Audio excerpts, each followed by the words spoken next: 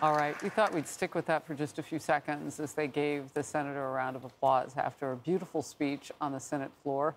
I mean, I think we learned today, maybe he's been thinking about that for a little while. His words were so touching. And he will be in the post as the ranking leader, if you will, the minority leader of Republicans in the Senate until November. He'll remain on the job for his term, he said, serving the people of his home state as a senator. So he'll sit in a different seat, he said, and he looks forward to that. Now, we were looking it up on the couch. He'll go until 2026, at which time he would be 84 years old. Remember, he just turned 82 last week, so that would be a couple of years, not quite 2 years from now.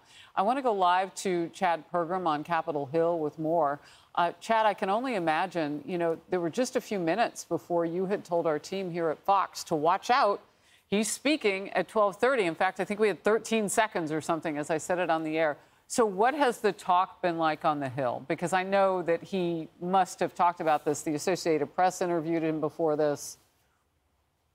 Yeah, this was an absolute shockwave. In fact, one of the three persons, the senators who likely might try to succeed him as the Republican leader in the Senate, John Cornyn, had just emerged from a meeting in the leadership offices and said he hadn't heard anything about it. This was just about 3 or 4 minutes before Mitch McConnell took the floor. So this was a shock in some respects, but not a shock in other ways. The reason being is that Mitch McConnell, he is the longest serving party leader, either as the majority leader, the minority leader, in all time for the Senate.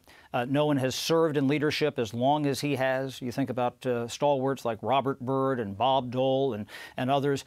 Mitch McConnell, he outlasted all of them. And I thought it was very telling in his speech where he quoted the book of Ecclesiastes. And he said, you know, there is always a time, always a season for everything. He said, it's time for me to move on.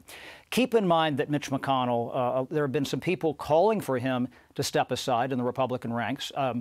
You often hear me say it's about the math. I think a little bit of the writing was on the wall just a week or so ago when they passed that supplemental international aid package for Ukraine and Taiwan, and he was unable to get a majority of his conference to vote yes. Now, he didn't have attrition, people who weren't supporting him for leader, although there was a challenge by Rick Scott in the fall of 2022. This is the last time they would have a leadership election. But we believe, we don't know exactly what the vote was, but that there were only about 10 Republicans who defected there. But that number has been increasing. And look at a vote like that. Look at the health issues that he had last year. That's something that was kind of whispered around Capitol Hill, that maybe he's getting a little bit long in the tooth, can no longer effectively lead. What this reminds me of, and I invoked Robert Byrd, the legendary senator from West Virginia, the Democratic senator, he stepped away from leadership. He was in leadership quite a long time, both as the majority leader and the minority leader in the 1970s and 80s. And he stepped away and continued to serve in the Senate for another 22 years. He had some health issues. Yes. So this is very similar to Robert Byrd in that sense. So I just want to get some clarity around, because Jason Chaffetz and I were talking. When this was first reported, he would stay until November, and then he would serve out his term as a senator. I want to get clarity around when he would leave and what happens in the interim. Here's what happens. So what you have is you have the election in the fall, and then both parties have their conference or caucus elections. So we got to figure out which side is in the majority or the minority. The Democrats will meet and probably inevitably re-elect Chuck Schumer as their leader, be they in the majority or the minority. And then you'll have this leadership race, and this is usually in late November, sometime around Thanksgiving, after that election this fall. And the three people to look at are John Cornyn from Texas, who I mentioned earlier.